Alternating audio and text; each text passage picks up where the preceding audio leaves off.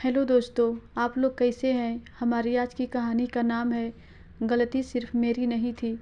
माँ क्या हुआ। राधा जी पास पड़ी चरपाई पर बैठी, थोड़ी देर सोची, संकोच में धीमी आवाज़ में शादी के 4 साल बाद मायके आई अपनी बेटी से बोली, अनीता तुम घर से बाहर मत निकला करो, ना ही अपनी बेटी को बाहर जाने दिया करो।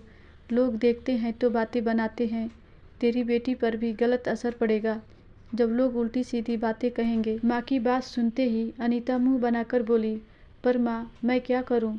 क्यों, तूने इतनी बड़ी गलती की, अब तो ज़िंदगी भर यह दाग तेरे दामन में लगा ही रहेगा। माँ ने भी थोड़े ऊंचे स्वर में बोला। माँ 21वीं सदी चल रही है तो भी। हाँ बेटा, औरतों के दामन में लगा लांछन कभी समाज के द्वारा खत्म नहीं किया जा सकता। हर समाज में पुराने लोग अभी भी मौजूद हैं जो इस तरह की मानसिकता रखते हैं और लड़कियों पर उंगली उठाते हैं। माँ ने अनीता को समझाते हुए बोला, पर माँ गलती सिर्फ मेरी तो नहीं थी। गलती भी क्यों, हम बालिग थे। यदि हमने अपनी इच्छा से शादी की तो क्या गुनाह किया।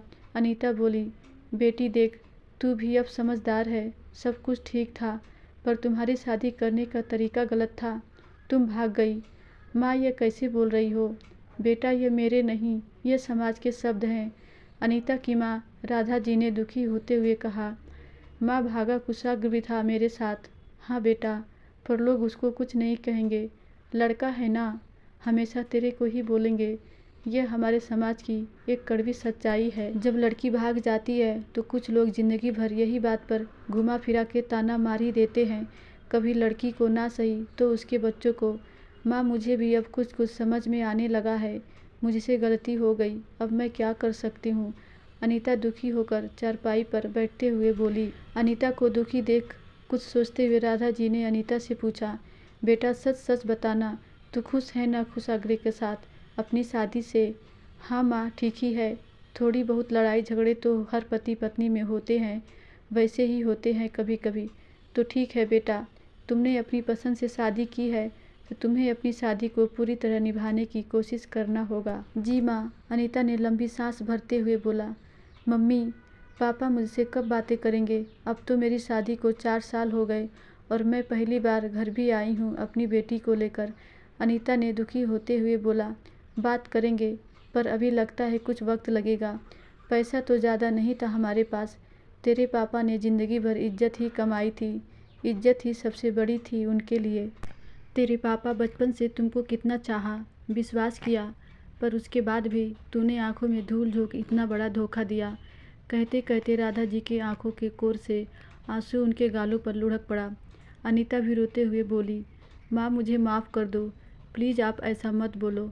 बेटी मैं तो कुछ नहीं बोलूँगी, पर समाज ना बोले यह कैसे संभव है। जब तू शुरू शुरू में चली गई थी तब तो यह समाज हमें इतने ताने मारता था, ऐसा लगता था कि जहाँ से हम गुजरते हैं लोग हमारे बारे में ही बातें कर रहे हैं। कैसे अपमान का घूंट पीकर एक एक दिन करके हमने अपने समय काटा है। राधा जी रोए जा रही थीं और अपने अंतर मन के अंदर की छिपे दर्द का व्याख्यान अपनी बेटी के आगे आज पहली बार खुले मन से कर रही थीं। माँ माफ़ कर दो मुझे, सॉरी माँ गलती हो गई, इससे ज़्यादा मैं कुछ नहीं कह सकती, कहकर अनीता अपनी माँ की आंखों के आंसू पोंछने लगी। तभी घंटी बजी, बगल वाली आंटी जी आ गईं अनीता से मिलने। कैसी है अनीता। मैं ठीक हूँ आंटी। अनीता उठकर जाने लगी। बैठ ना, मैं तो तेरे से ही मिलने आई हूँ। अनीता बैठ गई। और सब ठीक है तुम्हारे ससुराल में। हाँ आंटी जी, थोड़ी देर में।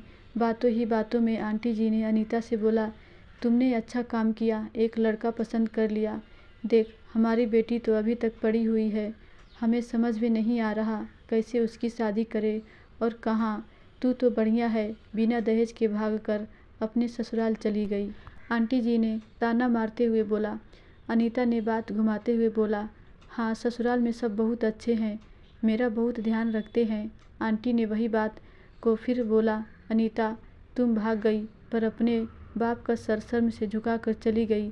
पूरी बिरादरी में, पूरे मोहल्ले में पहली लड़की तुम रही जिसने ऐसा काम किया।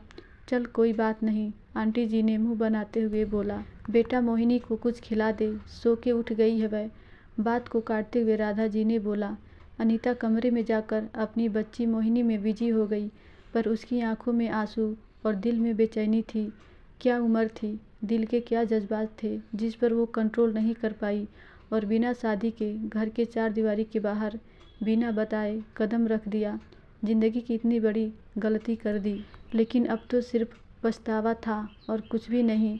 ज़िंदगी की गाड़ी आगे बढ़ रही थी खुशी खुशी, पर पीछे मुड़कर देखने पर एक अतीत का काला साया था जिससे खुद को हमेशा बचाना था उसको। धन्यवाद दोस्तों, आशा करती हूँ ये कहानी आपको ज़रूर अच्छी लगी होगी।